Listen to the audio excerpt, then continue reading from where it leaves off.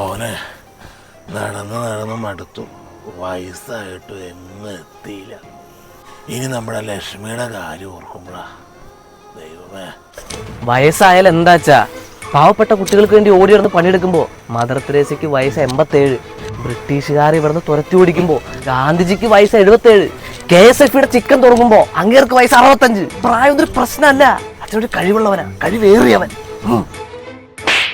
ഒരു പണിക്കും പോലെ പ്രായമായ അപ്പനെ പണിക്കും വിട്ട് തിന്നാത്തൂറ വേറെ എന്തിന്റെ പരിപാടി ഉണ്ടായിരുന്നു.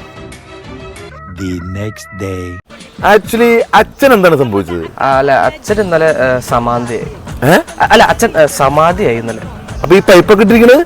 അല്ല, അച്ഛൻ മരിച്ചിട്ടില്ല, അച്ഛൻ സമാധിയായിട്ടുള്ളൂ. അപ്പൊ അച്ഛന് വെള്ളം കുടിക്കാനൊക്കെ ആയിട്ട് വേണ്ടിയിട്ട്. ശരിക്കും ഇന്നലെ എന്താണ് സംഭവിച്ചത്?